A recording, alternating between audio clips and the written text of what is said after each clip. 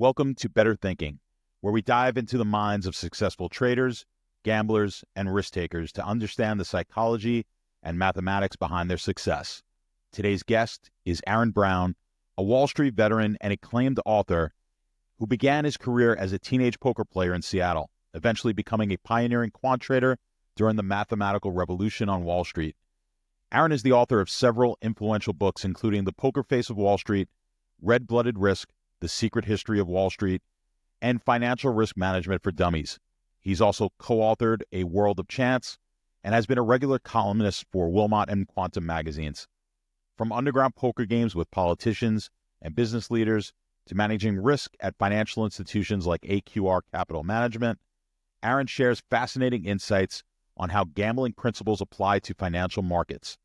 We explore the psychology of betting, the importance of proper bet sizing, and why being right isn't always enough to succeed. Join us as we uncover the connections between poker, sports betting, and Wall Street trading, and learn why understanding risk management is crucial for anyone looking to gain an edge in markets of any kind. This is the Better Thinking Podcast, where we help you make better decisions through the lens of professional gambling and trading.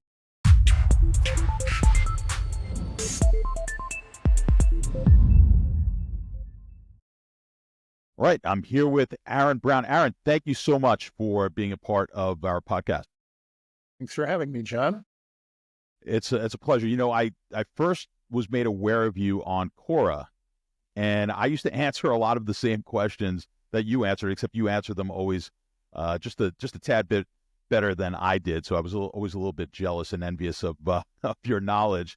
And when we started the podcast, I said, "Boy, this is someone I need to bring on because you've got such an interesting background." I think a great place to start is kind of how did you get involved in finance and poker? Like what was the beginning? What was your origination story, let's say? Well, I guess I'm going to trace it back. I'm a child of the 60s, and so I was a kid in the 1960s, and I came across the book Beat the Dealer by Ed Thorpe.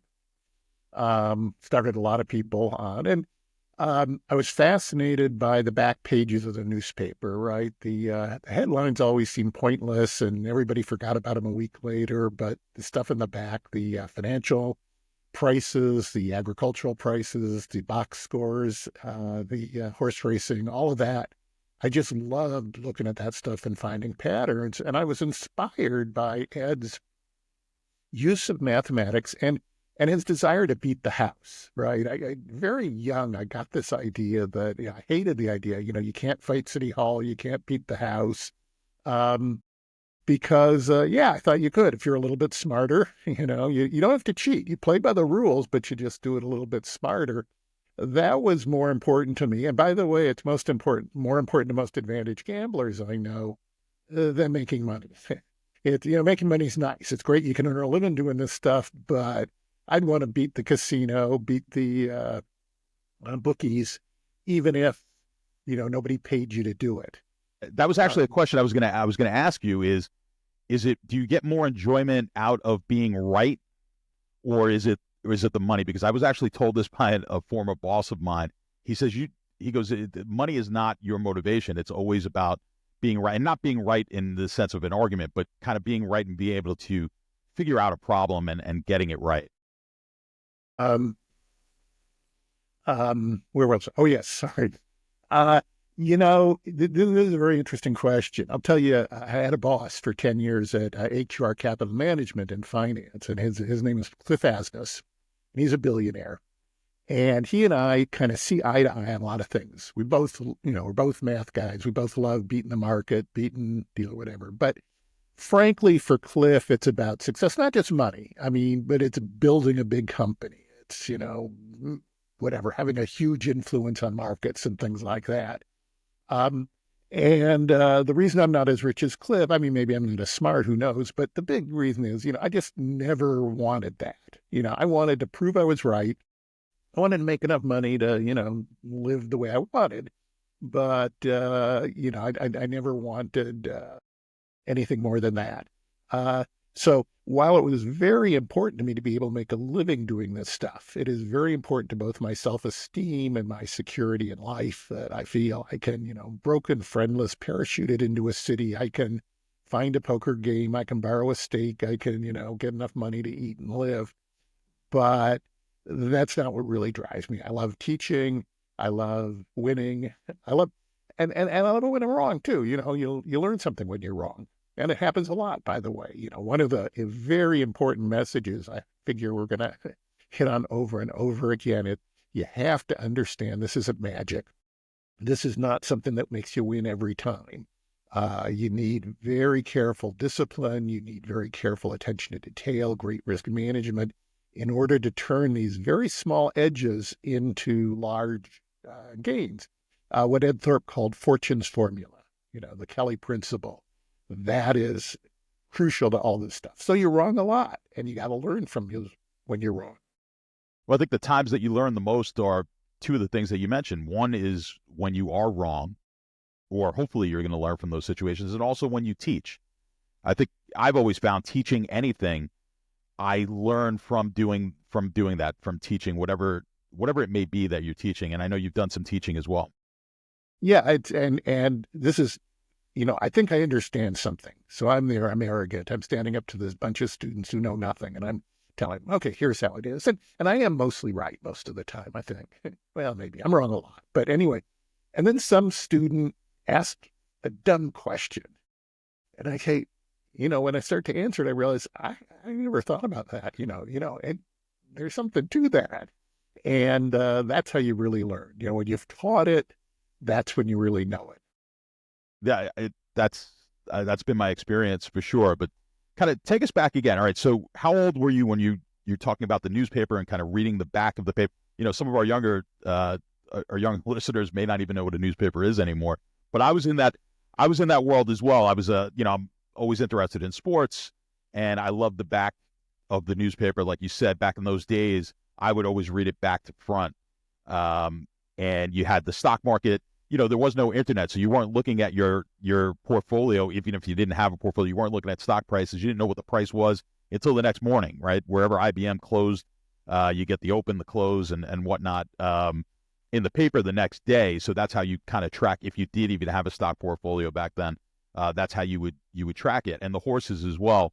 How old were you at that point? And then how did that kind of fuel you into getting involved in finance and poker? So this is like, let's say 8 to 12, 8 to 10, 13.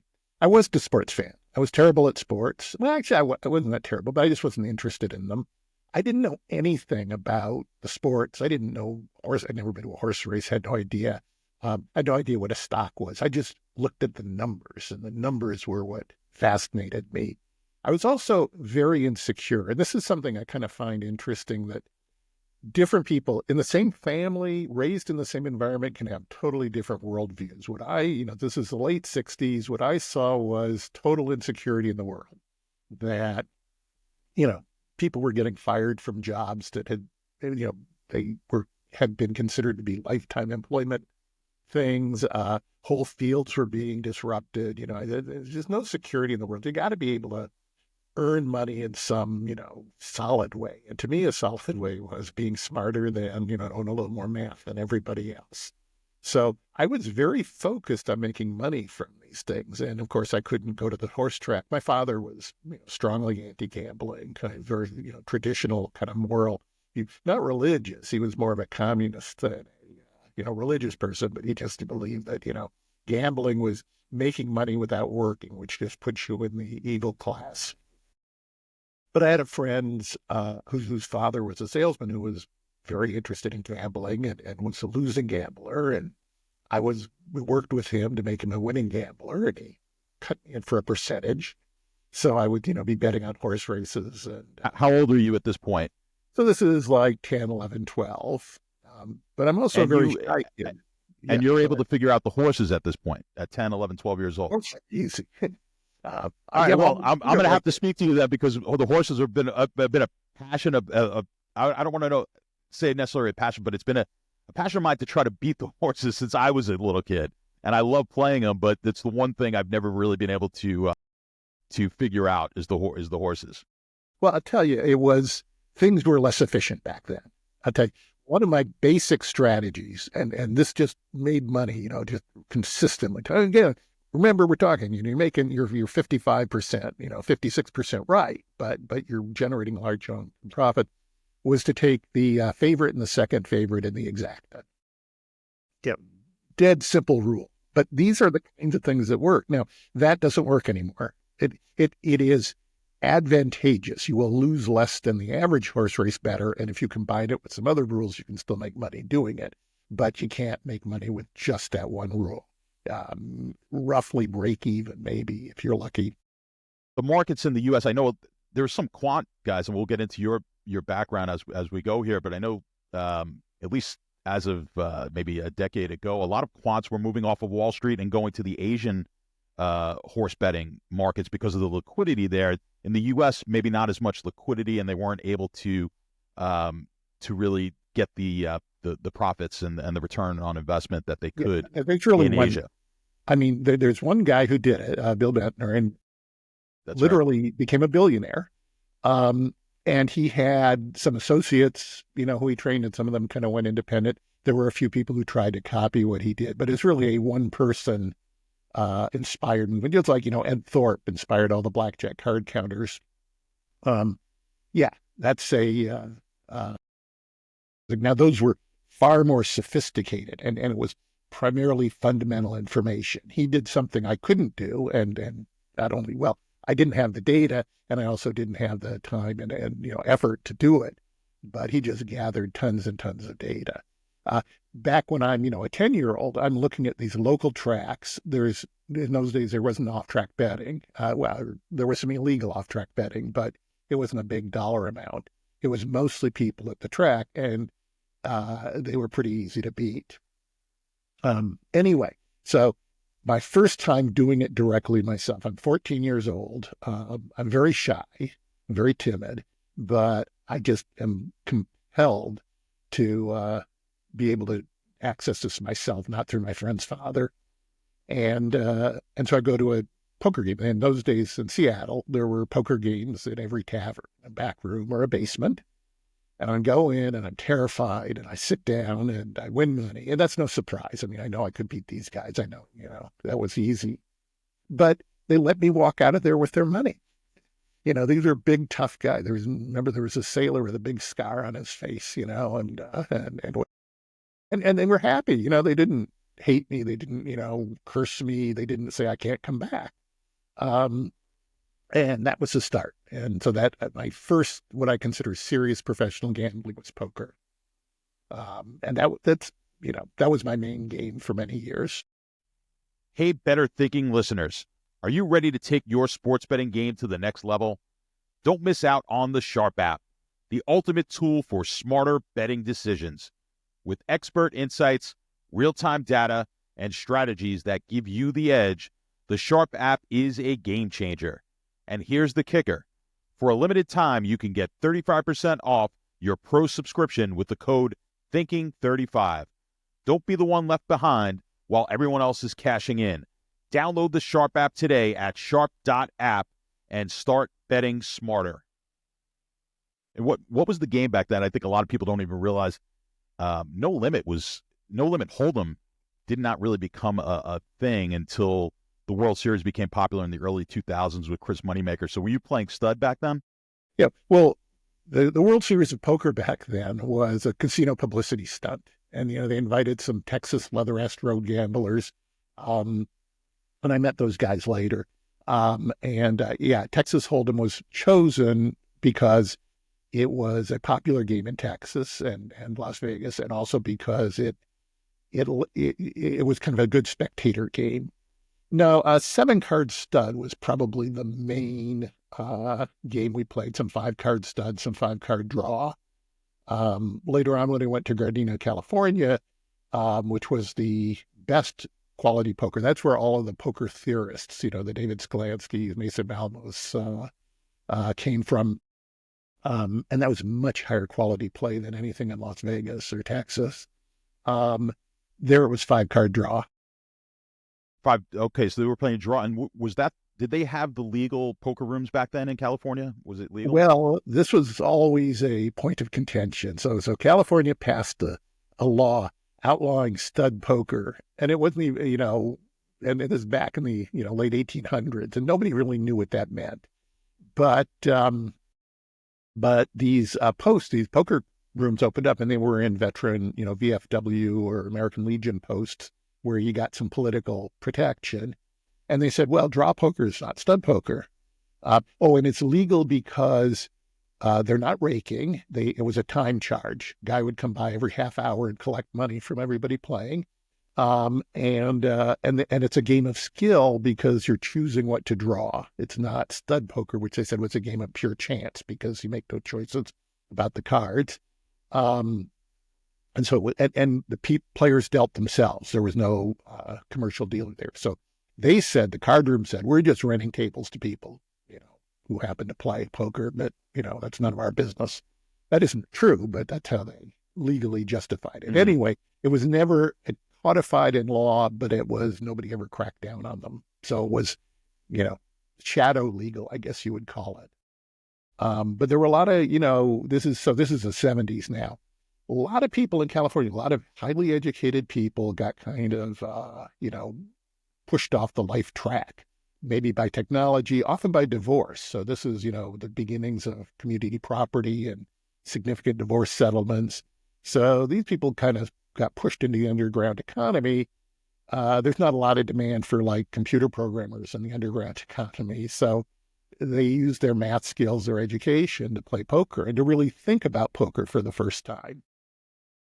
Yeah, it's interesting. We were talking with the different jurisdictions, like in New York, there was always a point of contention on the Long Island Railroad. Guys would play poker on the way home, and they were doing it for years. And then it became, I remember reading about it in the newspaper, where is this legal? Nobody was taking a rake. They were just playing 4 or 5 guys on the train, whether they were playing poker or bridge or whatever game they were playing for money.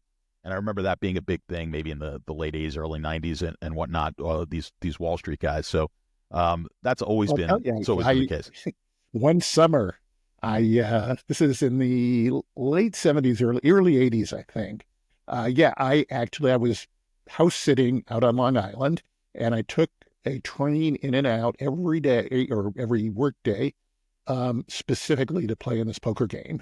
There was a really, really good, high stakes, low quality, good money poker game. And as long as I put on a blazer and looked like I was, commuting into Wall Street, they didn't think of me as like a sharp coming into the game.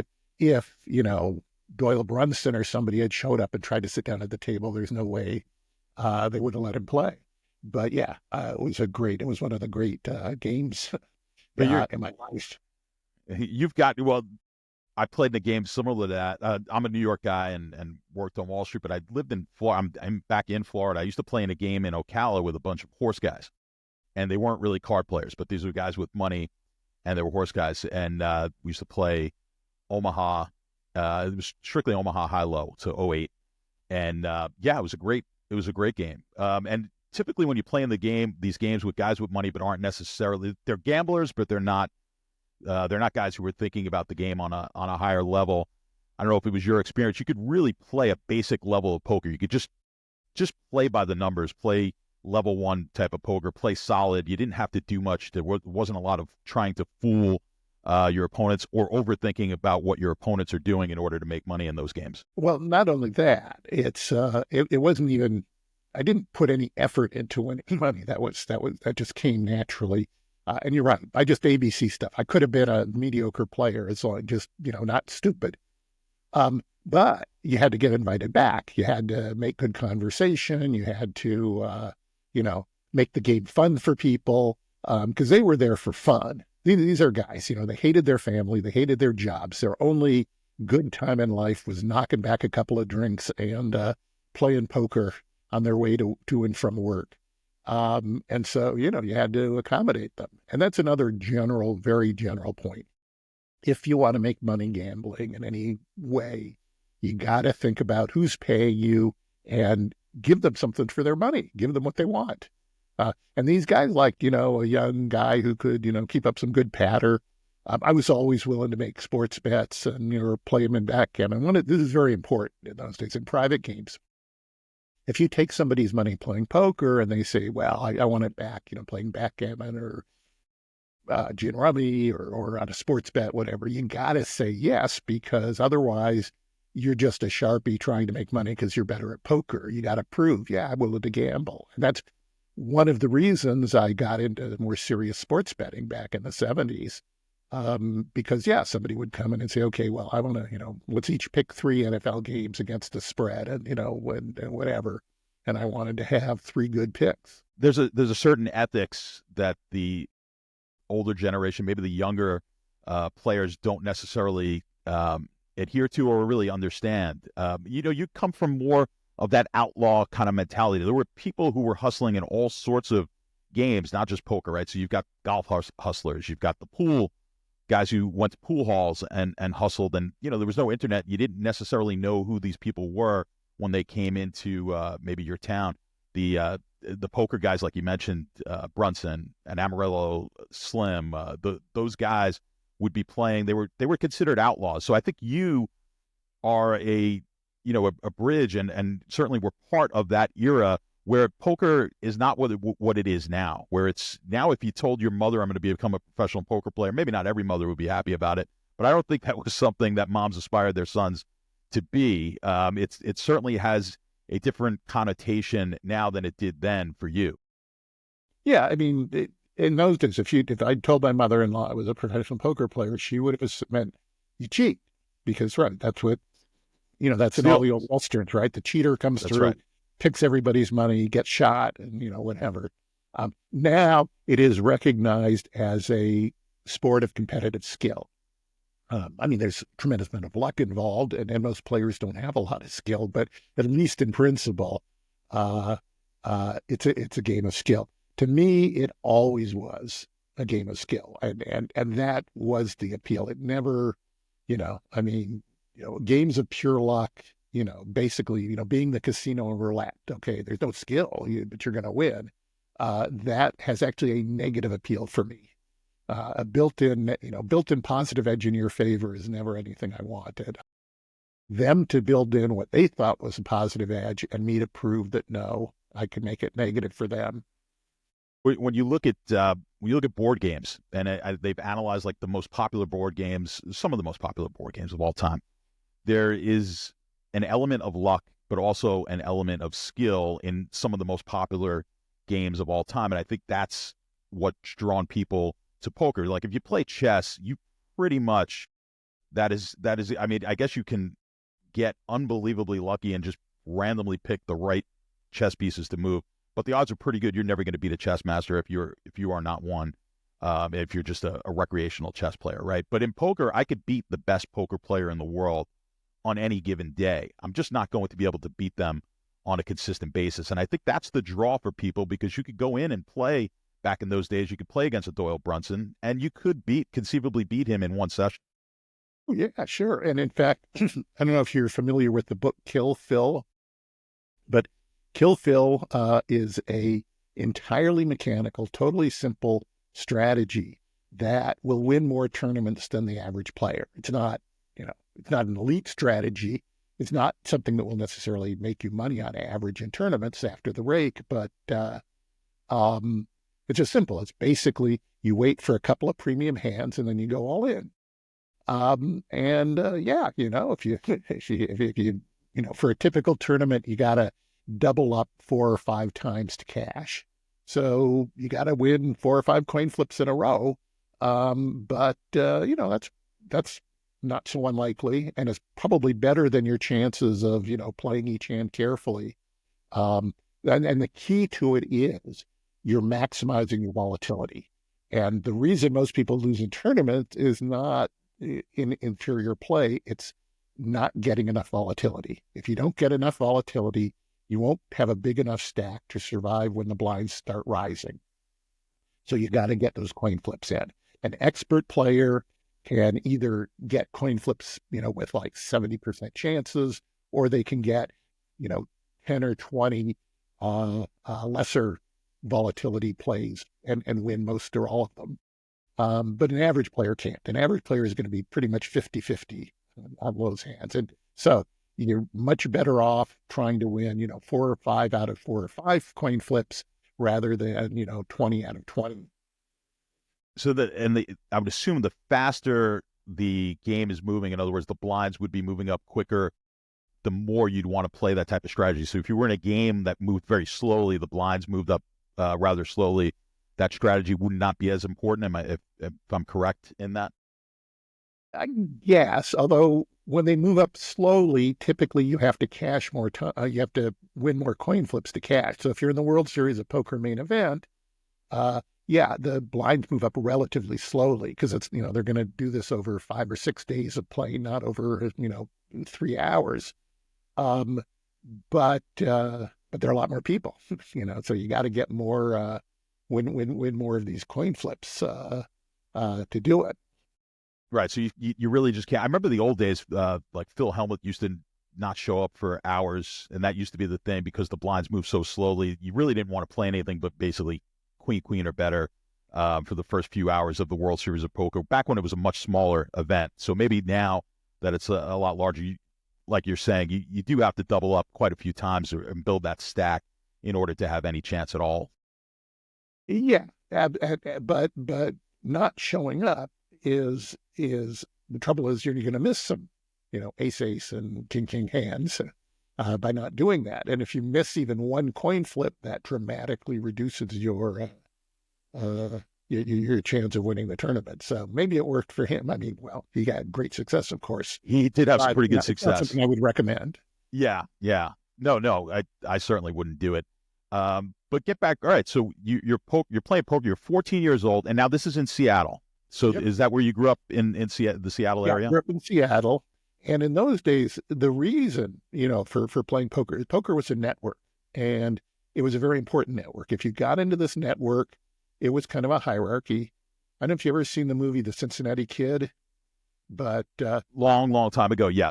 okay. I mean, that has some ridiculous poker in it, but it gets a lot of details about that, right? So he's playing the Steve McQueen character is playing in Cincinnati, and he won everybody's money. So everybody owed him money. So he couldn't make any more money playing poker. He could live, everybody owed him money. So if he needed a room or a drink or a meal, whatever, he could just, show up and get it, but he'd won all their money. So he has to start going outside area.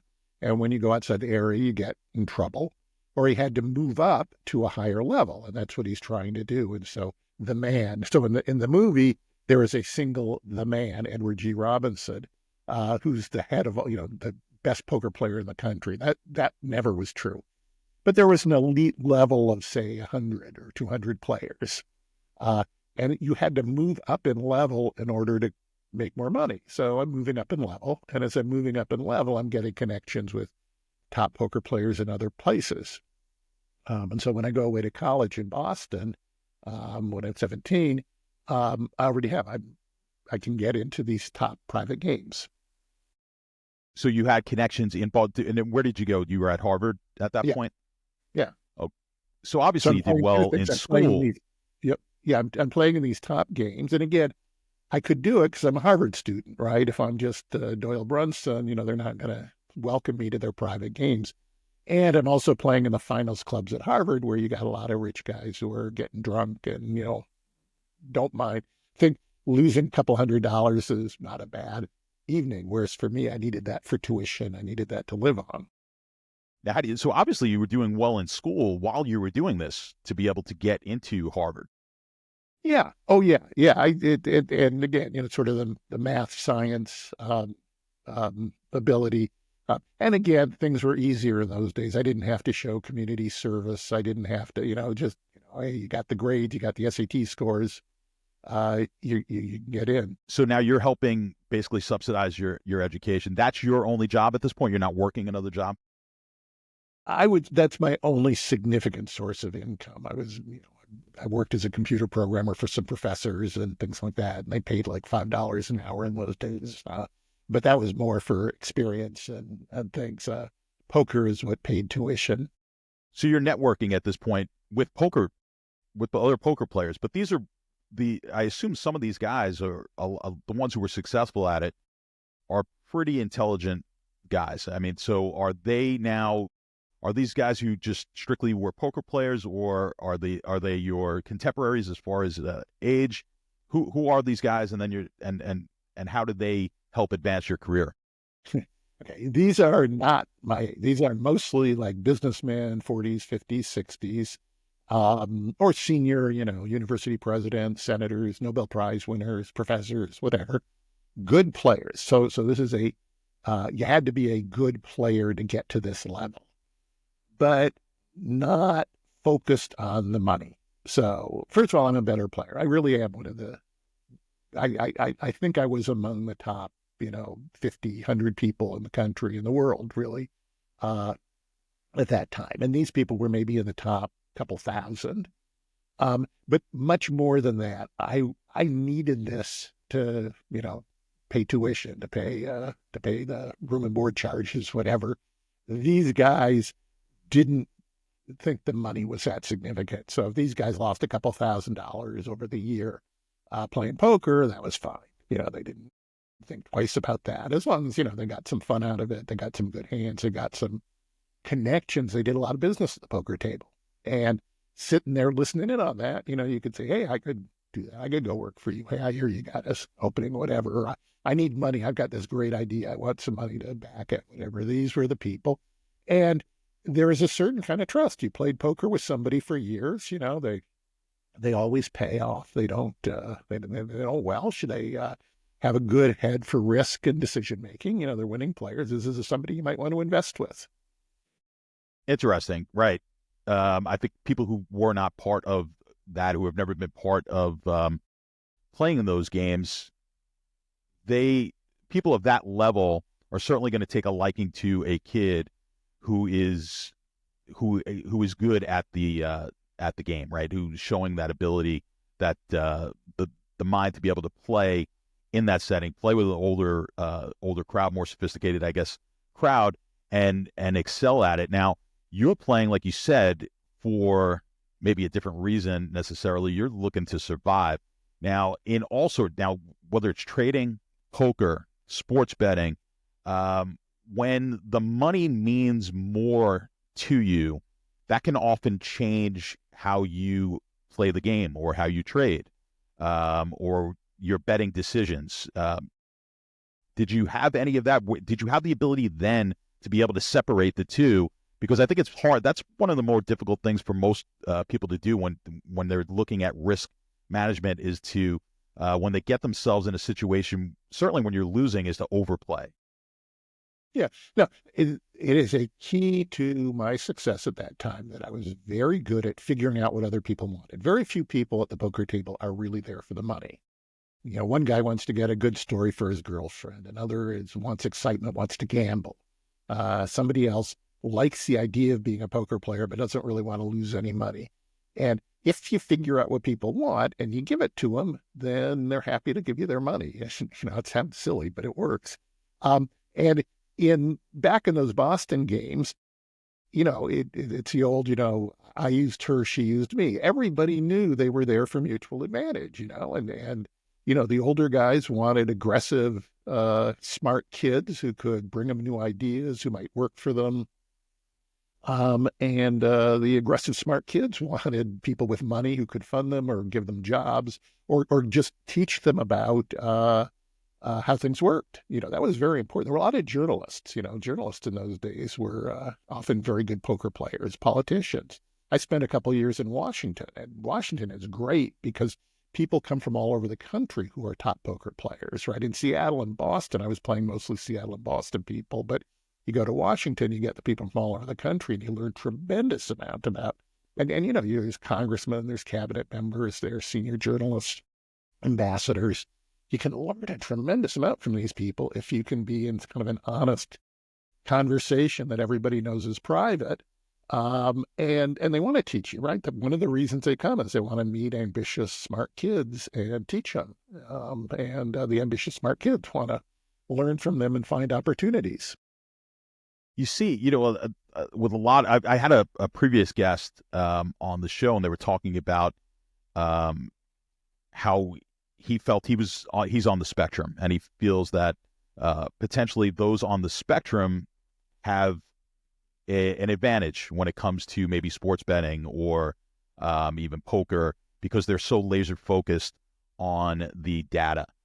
And when I think about, and I've noticed that myself in daily fantasy sports, I'm sure maybe you have not played, but it kind of goes hand in hand with poker. It's very similar, and I've played, we call it DFS for a living as well. And a lot of people in that world, you can tell, are somewhere on the spectrum. They're really, really bright people, but they're not necessarily sociable.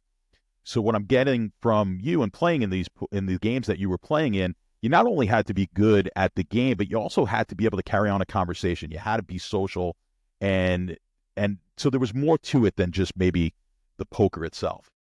Yeah, I'll tell you, this is, so let's go forward a few more years. So this is the later 70s, and I'm playing in California and Las Vegas, and places like that.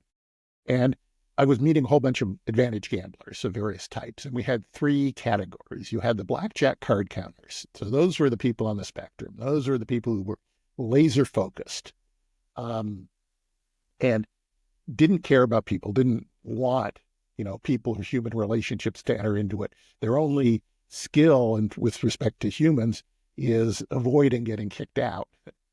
And then you have the poker players. The poker players were in the middle. So we needed the social skills to get invited to games, to get paid, to not get arrested or cheated. I mean, these are social skills. And you had to kind of understand the table and what people wanted and give it to them. But we weren't really social. We were tended to be shy, introverted, but not on the spectrum. And poker is mainly a game of attention. You can't be laser focused. You have to have a very, very broad, you have to notice everything, not consciously. You're not like checking boxes, but your subconscious brain has to soak in everybody's mannerisms, every word said, every, shuffle somebody makes on the chips, because all of that is going to help you. And then you had the sports bettors, and the sports bettors were social. In the first place, sports betting is mainly about figuring out what other bettors are going to do, not who's going to win the game. And second, to be successful at sports betting, most of these people moved in and, started sports betting operations, independent bookie operations, or so on. Now, when I'm in Las Vegas, the mob controls everything, and you can't do it, or unless you're, unless you're prepared to, hire some guys with blackjacks and machine guns and whatever. I mean, you can't just set up and do it independently. But by the late 70s, when the mob is being smashed, suddenly it opened up and all these people could do independent things. So they had to build businesses. They had to hire people. They had to attract customers. They had to collect from people or whatever. So those were the social guys. Yeah, it's interesting. Yes.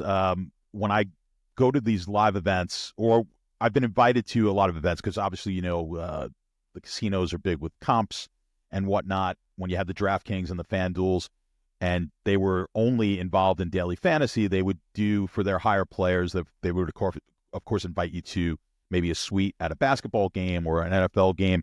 That dried up quickly when they got involved in sports betting, and sports betting became legalized in a lot of states, because they were making a lot more money on their square sports bettors who they were willing to take a lot more action on. It was very similar to poker. When you walked in a casino, the poker rooms weren't abundant in a lot of casinos and weren't very large, not as large as they are now, because back then you just weren't making any money per square foot in a poker room, not nearly as much as you would make on a slot machine or maybe a table game. And just like any other business, you're really looking to maximize your dollars per square foot, right? And now that the game has become more popular, it is something that brings patrons into the casino. So a lot more casinos have opened up their rooms, and the poker rooms are bigger and the sports betting rooms are bigger. But those were rooms that weren't necessarily that large back then, because they just weren't a moneymaker. But now, back to my point, with the different people, I would go to these events, and the people who would show up to the daily fantasy sports events were very similar to the poker people. The guys who would show up who were the sports bettors were a lot more flashy, a lot more bombastic, maybe. And it was a different character. Now, these weren't the guys who were necessarily the winners, but these are the guys who they were playing. It's like you said, there's certain poker players who are playing for different reasons maybe than you are. These guys are playing for the excitement, the action. And you could take advantage of those type of players when you're playing poker, but it's a little bit more difficult, I would imagine, in sports betting. Now, sports betting is a market and it's made up of all sorts, but do you still think there's a way to can we still make money? Can professionals still do well at sports betting? Okay, well, but just stop there. First, I'd say Yes, yeah. I'm sorry. In the 1970s, the casino poker room was usually under the stairs next to the loudest slot machines, and they would open and close at weird hours. The casinos are very uncomfortable with the idea that somebody in the building is losing money and we're not getting it. So they hated it. It was just really foreign to their entire DNA. And the only reason they tolerated it was to kind of give part of the Old West mystique. Some people would, show up and, maybe you get a convention in or something and somebody would want to play poker. And it felt bad that the casino would say, oh, we don't offer that. But they surely didn't make it attractive or convenient. The rates were high. I never played in casinos in those days. I hate casinos. Yeah, so that was then. And then it was the poker boom, which really started online. And then suddenly it became a moneymaker, and they started actually treating poker players reasonably well, although you still don't get a lot in the way of comps for it. You're doing it. Sports betting is a more decentralized industry. Yes, it is quite easy. It is one of the, that's part of the things I tell people. It is quite easy to find advantageous sports bets and to make consistent profits. It's hard to make a living doing it for various reasons. The main one is you have to find somebody who's willing to keep writing you checks. And retail sports betting operators are not willing to do that. They simply cut you off or limit you to trivial bets if you're a winner. So you need to find a strategy for that. But yes, it is easy. It is, in one sense, it's not as easy. For example, in the 1970s, you could just bet the Lakers at home and you would make consistent money because the Lakers were a glamorous team. LA was a high betting town. And so there was always excess money on the Lakers when they played at home.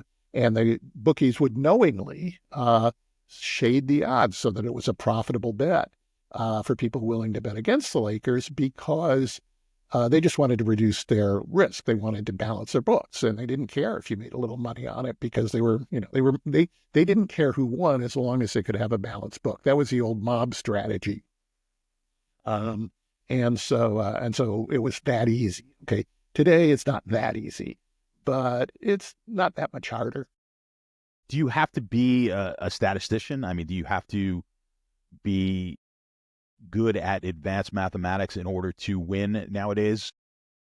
Okay, there are different approaches. My personal approach has no game knowledge.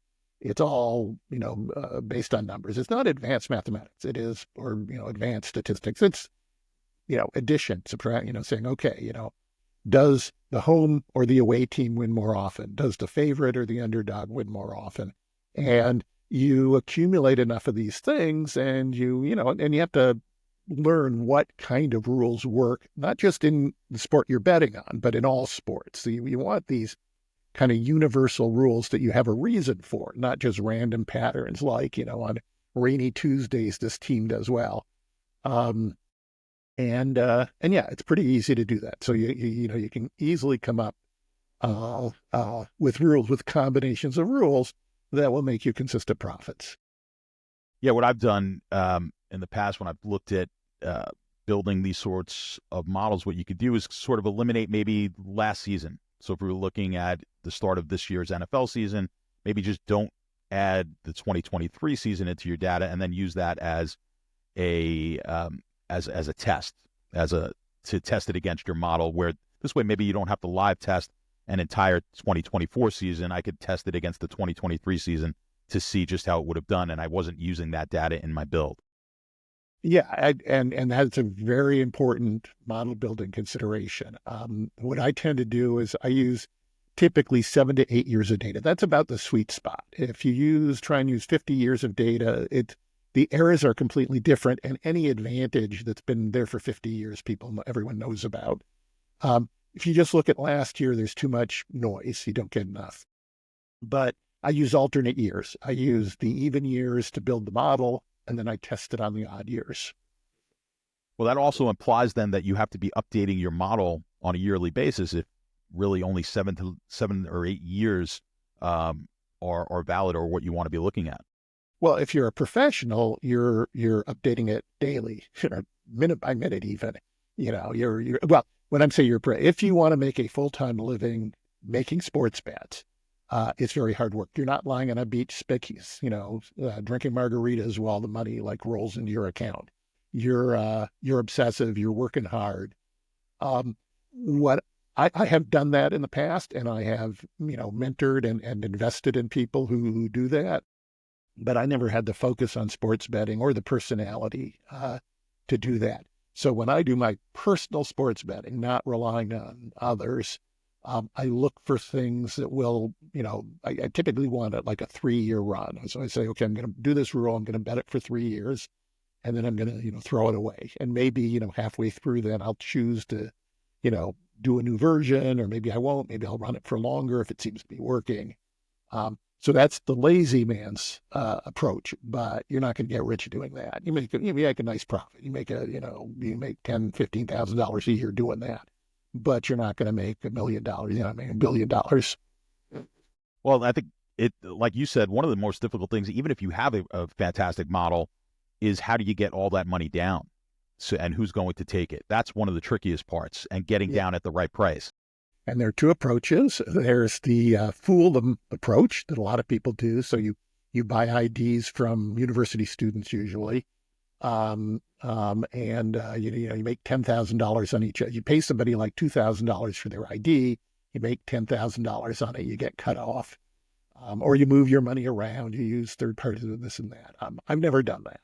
I've always gone with the open approach, where I find somebody where my bets are useful to them. So, for example, if you're willing to put, the smart money comes in early or late. That's just a general rule, almost all sports betting markets. So, late money is toxic. So if you're putting in, your bet, 10 minutes before kickoff, that's, bookies don't like. I mean, if you're losing money, they'll keep paying you. But if you're winning money, they got no interest in you. But if you put your bet in, Monday or, right after the Monday night game finishes or something, that's valuable information if you're a winning bettor, because they say, okay, not just this guy is right a lot, so let's, shade in that direction, but also this guy is a good bellwether for all the smart money that's going to come in later in the week. So yeah, we're willing to pay. See, I'm betting like $100 a game, and they're willing, sure, we'll and I've got, 55, 60% win. So they say, okay, we're losing $5 on this guy, but it's, it's worth a lot more than $5 to us to get his action. If I were to try to make those same bets at the end of the week using they'd be more accurate because I'd have more information to make them, but they kick me out. They'd have no interest. If I went back and bet I don't know, maybe they'd take $1,000 bet from me. I don't know, but they're not going to take a $20,000 bet from me. I'm not that good. Right. Yeah, no, that's it. It's something that a lot of people don't necessarily understand. That it's a huge aspect of sports base, not just getting that winning a model that can consistently win, but it's how do you get that money down? Now, you have some sharp offshore books, and their business model is they're willing to take some of the sharper action, but like you said, they're going to pay.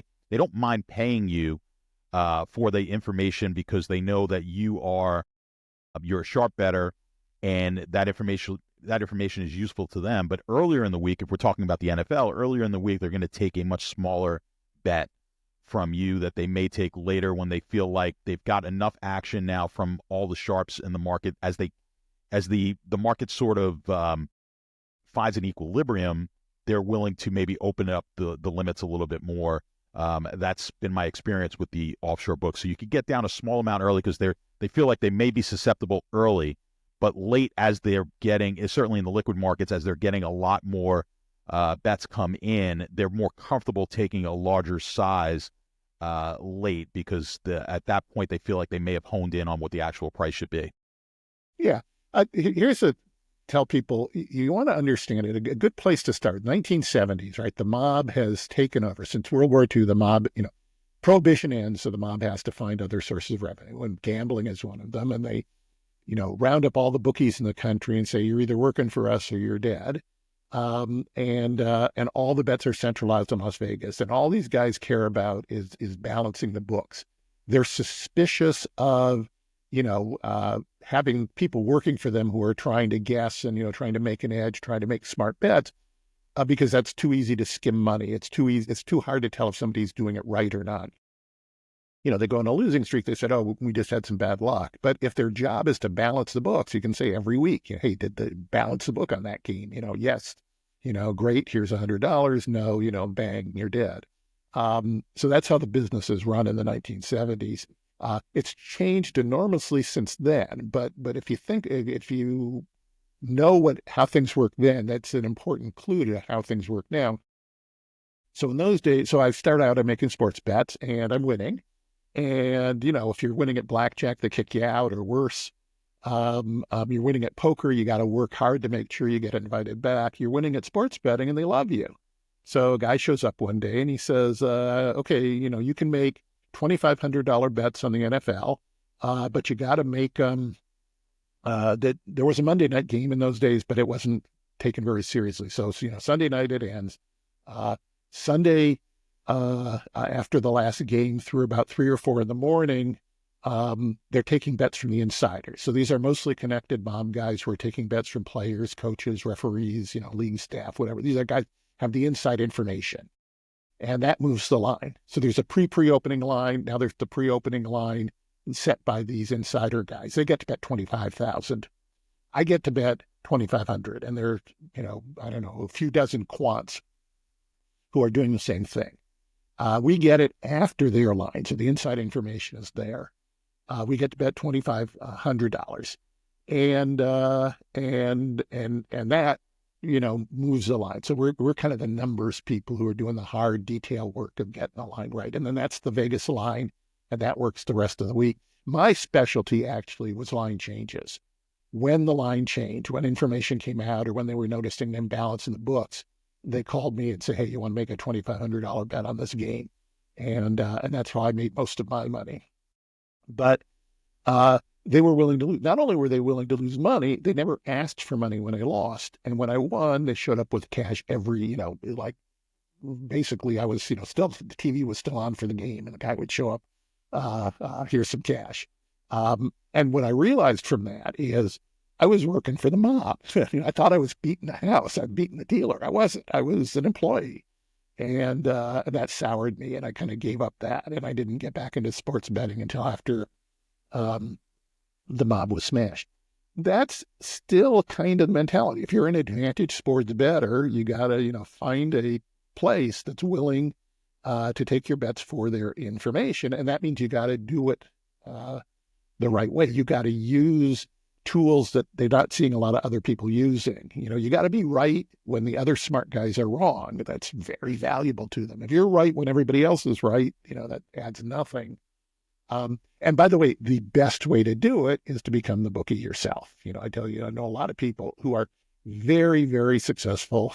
And what they do is they run a bookmaking operation on something like club rugby in the Ivy League. It's not a big market. There's no national book on it. There's no competition. They're just known as the guy. If you want to put $100 on Princeton rugby, club rugby beating, Yale club rugby, they're the place to go. And they get to set the odds. They get to, choose the customers. They, and that's easy money. I used to be the guy on the trading desk who would set a price on anything. Yeah. So, okay. And you're the most popular guy on the desk. Sure. And, John, there's like we'd always have, I worked for a French firm, and 2 o'clock, 3 o'clock in the afternoon when the European soccer matches would come on, they'd say, John, make an over under on jersey numbers of goals scored today, and I'd have to sit there and figure it out. And of course, when you're the book, you can make it. You do what books do. You widen the market a little bit, so you make sure there's enough spread in there that you can make yourself some money. And if you're good at pricing, you'll do well over time. But these are people who just want action, right? So Yeah, I will say I wouldn't call that easy money, because if you're doing it that way, you got to follow everything, and you could be dealing with somebody who's got inside information. And a lot of Yes. these things, there's a Vegas line, or there's a well-known line, so you can't be completely up. But if you're doing club rugby for the Ivy League, nobody knows what the spread is supposed to be. The other problem with your view, I mean, it's great. It's a great way to make money, but you can't balance the books. You have to actually take the risk. You're doing club rugby, and gee, a lot of money coming in on Princeton, and I'm a little worried about the risk. You just call up some of your Yale fans, and make sure get bets in from them. Well, it sounds a lot like trading on Wall Street. I mean, if it's right. I mean, it's if you've got too much on one side. I was in FX trading, and of course you may just call up another bank or to kind of Yeah, to get out of a position. Wall Street trading for people who specialize in a niche, right? If you're the only person who trades, Swedish versus Australian, you can do that. You can make the book.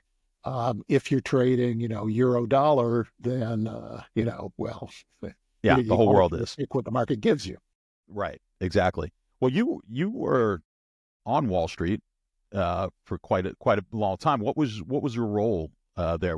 And how did you get into Wall Street? Well, I started out as a quant trader. So this is the early 80s, and math is just coming to Wall Street. I'm deciding that you just can't get enough money down in sports betting and poker and blackjack and whatever. I'm just not. And I got a mother-in-law, so I want to be able to tell her I have a job. I'm not just, a seedy gambler, just cheating people. And so I take the math to Wall Street. In those days, you hid any mention of math on your resume, right? That was something people hated. But so I go on. So why was that? I didn't know that. Oh, there was a tremendous prejudice against any kind of real knowledge, science, math, anything like that. Wall Street was still kind of a white youth place where it was, frat boys they didn't want the smart kids the frat boys, bought the exam answers from. And nobody thought there was any, if you were a rich kid, you were a white shoe wasp. If you were smart, you became a lawyer. If you were brave, you went into the military. If you were, neither, you went to Wall Street. But people were just beginning to understand, because between mortgage securities and derivatives, they needed some math people, but they segregated them, right? They were, pushed off the floor. If you wanted to get on the trading floor, you couldn't tell people it's because I'm good at math. You had to say, you had to pretend to be a frat boy. Anyway, when did the derivatives start? And just quickly, what is a derivative? Well, okay. Modern financial derivatives go back to the 1850s, but it was really 1973 financial derivatives started trading. So stock market indices, interest rates, things like that. Initially, it was the same floor guys who were trading pork bellies, who were trading, S&P 500 options. And again, it was kind of like the mob. They were only interested in balancing their books. They were guessing the big orders are going to come in this way or that way. And they're on the floor. They can see, right? And they're just getting ahead of the flow. And so there's all technical. They're not holding. These guys are not holding positions come end of trading day. Most did not, and the ones that did, it would be fairly small positions.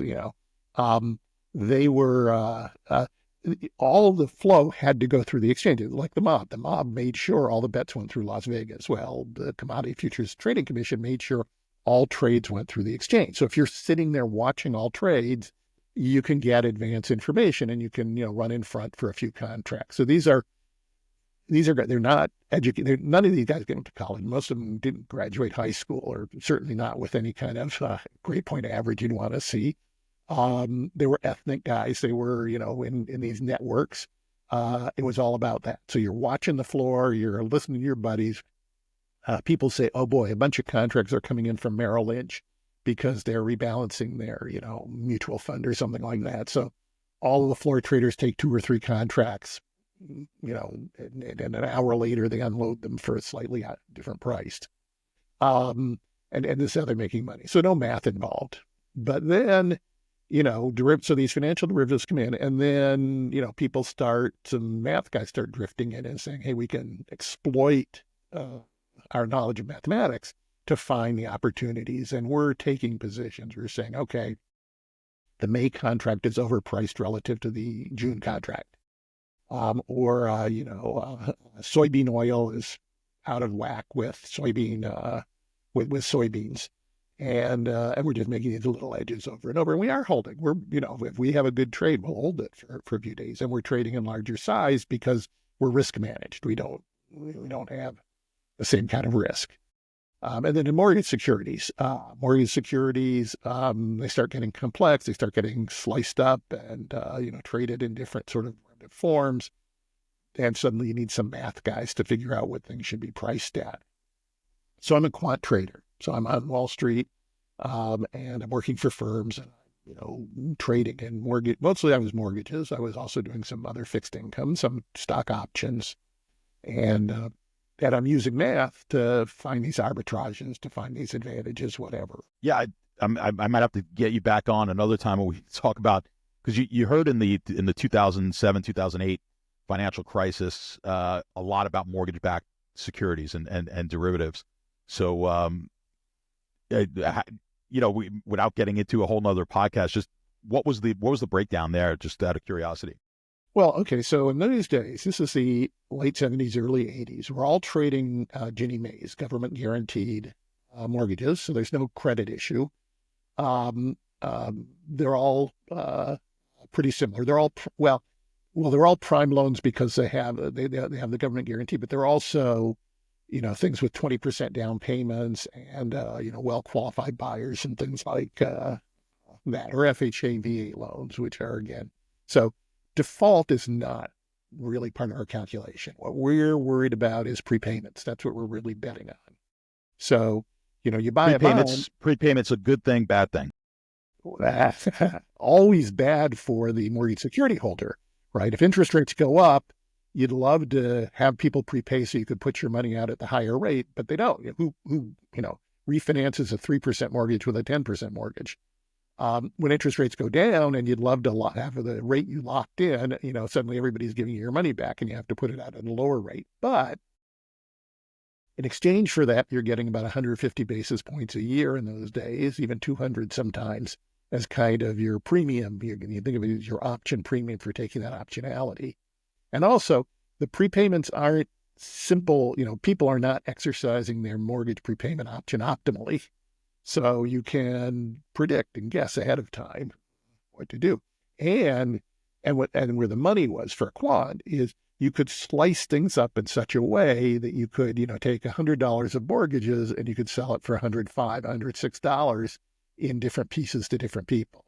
And you could usually keep like a couple of percent back for yourself and kind of a residual that was like a lottery ticket. Might pay off a lot, might be worth nothing, but it was gravy because you were making a profit on the original slicing. And where did they get in trouble then in 2007 to 2008? Okay, so 2007, 2008 is an entirely different game. So much of the problem was subprime mortgages. You're putting in mortgages where default risk is a major issue. And you're counting on diversification, which traditionally had worked. But, for the first time in history, we really got a nationwide significant decline in real estate values, and you're holding mortgage types that don't have the kind of credit where, a traditional mortgage, the main credit wasn't the income or the borrower or the amount they put down in money. It was that people fought very, very hard not to lose their homes. In 2007, 2008, you got a new generation of borrowers who were perfectly happy to walk away from a underwater mortgage. They didn't fight. They didn't negotiate. They just, lived in the house until the, foreclosure, eviction, whatever, which might be 18 months, 2 years. And then they, went out and rented somewhere. So it was an entirely different thing. And then they sliced them up in ways such that, the wrong people were holding them and nobody really knew what they were holding. The total loss, when people actually talk about the crisis, it wasn't the amount of dollar loss in the securities. You may not remember, you may remember in 2007, you had, all the Fed officials and all the experts were coming out and saying, oh, this isn't such a big deal. Total amount of money that's going to be lost from this is, in a few hundred billion, which, sounds like a lot, but the economy can well afford. It's not a big percentage of mortgages, but everything turned toxic because nobody knew where the bad stuff was. So they were all basically, you had very good mortgages, prime mortgages bundled in with these subprime mortgages, and they were just intertwined in ways so that, unexpected things happen. It's not like, you're making, canned food and, 10 people die of food poisoning. You say, well, it's only 10. We've had, 20 million customers. No big deal. But yeah, it is. Nobody will buy food. Right. Well, I wanted to get one thing before I let you go. Just I know when you're on Wall Street and you were looking at, and maybe not even necessarily a young trader, but any trader, if you looked at their book, was it similar to if you look at a sports bettor's history of trading? Could you just look at their history of trading and just kind of pinpoint where they're going wrong, or what would be a very common place, something that you would commonly see in, and maybe there's no correlation between the two, but if there is, what would that be, and where's the most common mistakes that you would see if you were just looking at someone's trade history or bet history? Yeah, well, I do this. I've done this all my life. And I did this mostly as a risk manager. So that's the risk manager, your job is to go in and tell the person where they're taking good risk and where they're taking bad risk and make them better. And I've done it for sports bettors and other advantage gamblers. I have some papers on this as well. The number one biggest mistake, and it sounds trivial, but it's true, people bet more money when they're wrong when they're right. And so the first thing you look at, you go to the person and say, okay, what if you had done every trade the same size? Or what if you had made every bet the same dollar amount? And you show them they would have made far more money that way. And that is almost always true. Even of the best traders and advantage gamblers, I find it's almost always, well, I don't want to say almost always, 95, 90%. They would have made more money if they bet the same amount every time. And there's two lessons from that. One of them is, okay, your bet sizing is wrong. Let's talk about that and let's get a good one. But another is, when you're right or wrong. You have to know when you're right or wrong to bet more when you're wrong. And if you know when you're wrong, maybe you don't want to make those trades at all. So, you might say, okay, figure out your best trade. If it's above average size, don't do it.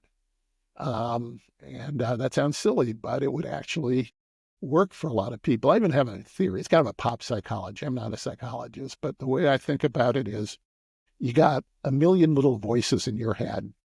And you have to listen to them and you have to kind of get their consensus. But you also got some really loud ones like fear and greed, and they yell really loud. And when they're yelling at you, that's when you're confident. That's when you feel like, I know I'm right. And that's when you overbet. And if you tune those guys out and you listen to the smaller little ones and you don't look for, certainty, you want, 60% of your voices to be 60% sure. That's when you're right. But you're not confident, right? Because 40% of your voices are saying the opposite. And even the ones who are saying yes are only 60% sure. So you bet little. Well, that's the mistake, because that's when you're really right. Then there are other things. Here's another big one. There's a trade-off between your win percentage and your profitability ratio. So, you could be a successful trader if you're right half the time and you make 10% more when you win than when you lose. Or if you're right 10% of the time, but you make 100 times as much when you're right than when you lose, and so on. So there is a tendency when your win percentage is determined by the market. It's noisy. It goes up and down. Even if you're a great trader, you'll go through periods where you're winning 30% when you should be winning 50%, or winning 70% when you should be winning 50%. People adjust their edge to get their win percentage where they think it should be. So if they're losing more than they think, they change their bets. They tighten their stops. They raise their profit taking, so they'll make more money when they're winning. And if they're winning 70%, they'll do the reverse. They'll take bigger stops and, take profits earlier. I think that's always a mistake. I tell people, look, take the win percentage the market gives you. Don't fight it. Pick the edge that's right for you. Pick the edge where, the win profitability ratio that is right for the trade, and ignore the win percentage. So every trade basically sets up differently, is what you're saying. There can't be a set rule where I'm always at a 10% loss. That's going to be my stop loss on every trade that I enter. Well, yes and no. I mean, sure, you structure each trade properly. Trade structure is more important than being right. If the guy who's right half the time but structures trades cleverly will get rich. The guy who's right, 60% of the time but structures trades badly will go broke. But not, I mean, for a given trader with a given approach, in a given market or whatever, they tend to be pretty consistent, sure they should be profitability ratio they should be looking for. Um, it's certainly not an absolute rule, and there are exceptions, and you got to look at each trade individually. But if a guy is a lottery ticket guy, and he comes up with this, trade that promises a small, the picking up nickels in front of a steamroller trade, I'm pretty skeptical. I don't want to say, look, that's not that's not the ball game you play in. If a guy's picking up nickels in front of a steamroller and comes up and says, "Hey, I got a great lottery ticket here," I say, you don't know anything about lotteries. Right. So from a sports bettor's standpoint, I've seen it and trading as well. Well, from what you've seen, do people wind up pushing it harder, bet more when they're losing, or do they bet more when they're winning? Okay, so there's two different things. So if you're going through a losing streak, most people will cut their bets. A professional will increase their number of bets and make each one smaller, to get more diversification. And so if you're a poker player and you're going through a bad streak, you drop down in level and you play more hours to keep it. So this is somebody who's a professional who needs a certain cash flow. And when people are winning, they absolutely tend to increase bets. That is another issue, but it's a longer term issue, to tell people. I'm a big Kelly guy. I say, look, let's, there is a right there's a right bet size for every opportunity, and don't let your emotions move you away from it or your recent performance. You've got some great articles on your website, and we'll link to all of that in the show notes about Kelly. I just wanted one last thing before I let you go, if you don't mind. I've struggled with Kelly in sports betting, and I think the most difficult thing when you are trying to use Kelly is having necessarily the confidence in the system, right? So you have to be confident that you are going to pick at 55%, let's say on a minus 110 bet, or at a 60% level in order to properly size using Kelly. Am I wrong about that, or am I right? Well, okay, mathematically you are correct, but the point of Kelly is not to set things optimally. The point of Kelly is to avoid setting things obviously suboptimally. So if you think you got a 55% edge and you really got a 53% edge, Kelly's not going to be too terrible. If you really have a 60% edge, okay, you'll leave some money on the table, but you'll survive. The problem is with people who don't even think about what their edge is or how their edge relates to their bet size. So yes, when you use Kelly, you want to consider that you might be wrong. Kelly is very sensitive to your left tail, and what's your worst outcomes and things like that. It's not a bad idea to say, okay, the left tail is probably twice as bad as I think it is. That's not a terrible thing to do. People sort of do that by doing half Kelly or quarter Kelly, but mathematically that's the wrong way to adjust, and you'll adjust the wrong bets. Okay, interesting. Because I was going to say the way I have done it is to do a quarter Kelly, and I've actually advised people, I think, who are just initially getting in, is to not do full Kelly, because I think you run some risk there. So you're saying maybe I'm not necessarily doing it correctly by going down to quarter Kellys. It's better than doing nothing. Ed Thorpe is a guy who popularized this and who's the world expert on it. And he says what you do. He says quarter Kelly, half Kelly is generally the right thing. I disagree. I think, the half Kelly or the quarter Kelly might give you approximately the correct bet size on average, but it's not giving you the right bets when you have an edge, it doesn't exploit it properly. when your edge is a little weaker, it doesn't react. It's just too mechanical. And so it's not giving you the right distribution of bets. But any form of Kelly is better than just betting what you feel at the time, which is frankly what most bettors and most traders and even, professional traders. So say, well, I have the conviction, I have strong conviction, so I'll bet this amount. It's just not the point. I don't care your conviction. I care what your edge is. I hate, yeah, exactly. I hate. So I pretty much stick to a flat betting in sports. I stick to flat betting, which I think is certainly a step up maybe from what you're saying with. So I kind of try to take the emotion out. You can't be terrible if you're flat betting, right? If you're going to vary your bets, you should be pretty confident that you're varying them to your advantage.